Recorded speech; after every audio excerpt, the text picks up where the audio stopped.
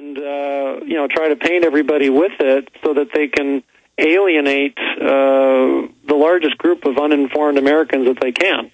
If there's the Jewish population or the Democrat population or the non-white population, if they can convince them that people like us are nasty, knuckle-dragging mountain dwellers, then they're not going to listen to us. They're not even going to give us 5 minutes of their time.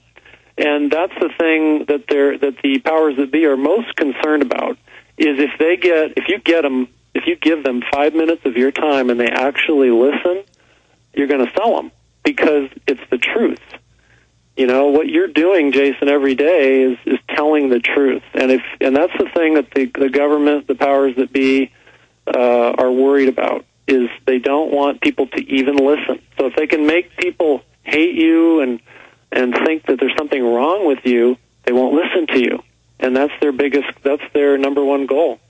Well, absolutely. And even beyond that, with these DHS documents, they're really broadening the term of terrorism and blurring the line between that and extremism. And I don't know if you've seen this latest DHS document that we've been talking about this week, but right in the crosshairs, let me just read you some of them. Patriot movement, people who believe in the Constitution and the Bill of Rights, the alternative media, people who, put out the truth, basically.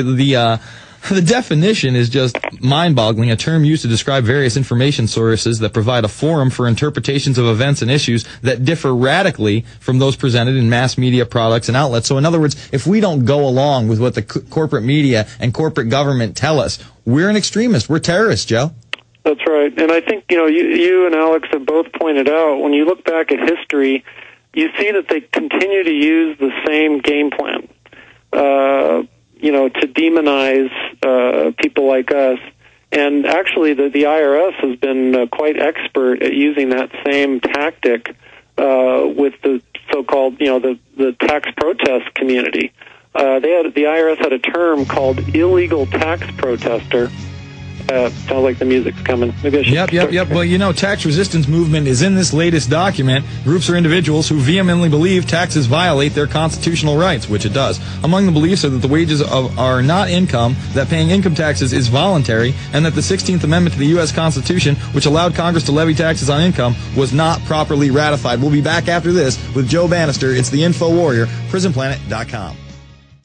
Are you concerned for the safety of your loved ones? Listen closely to this message from pepperspray.com. Every 22 seconds a violent crime is committed. America has changed, and your personal safety is your first priority. Be smart. Be safe. Trust pepper spray instead of your luck. Pepperspray.com is the only website you'll ever need for all of your non-lethal self-defense supplies. Pepperspray.com carries one of the largest assortments of pepper spray and personal safety products on the web. From big to small, we have it all. Pepper spray, mace, animal repellents, stun guns, and tasers. Pepperspray.com also carries a large assortment of products for personal, home, child, and pet safety. Enter SAFE in the coupon box and you'll receive a special discount off of your order. So what are you waiting for? Go to pepperspray.com. That's pepperspray.com or call 1-800-908-9988 today.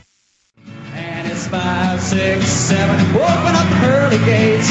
Well, there ain't no time to wonder why we're all gonna die. All right, folks, we are back. It's the InfoWar with Jason Bermas. Our guest is Joe Banister, and we're going over this latest DHS document. Of course, the tax resistance movement is demonized in this as well. But before we do that, Joe, how can people support you? Well, my website, ever since I left the IRS, has been freedomabovefortune.com. They also have josephbanister.com, and I'm from the nonconformist Banisters, so we only have one N in our last name. So that's one way people can get a hold of me. I work with Tom Cryer with Truth Attack also, truthattack.org. But Freedom Above Fortune and josephbanister.com be the best way for people to get in touch with me. I have an email list, so people like to get on the email list to get the latest news on what's happening in my various battles and, get news on what's happening in the tax movement. Feel free to join the email list. All right, so let's go over this again. Now you tell me whether this is a true or false statement. Let's see. Again, this is tax resistance movement. Groups or individuals who vehemently believe taxes violate their constitutional rights. Among the beliefs are that wages are not income and paying income taxes is voluntary. Is that true or false? Well, the thing is that even as it says in America Freedom to Fascism, the Internal Revenue Regulations actually use the word voluntary. Mm-hmm. And then the Internal Revenue Manual, which is kind of the Bible that the IRS uses internally, uses the word voluntary over and over and over and over again. And the fact of the matter is, if indeed the law doesn't require most Americans, it doesn't mandate most Americans to pay the income tax, then indirectly it would make it voluntary, right? I mean, if you're doing something you're not required to do, you're volunteering.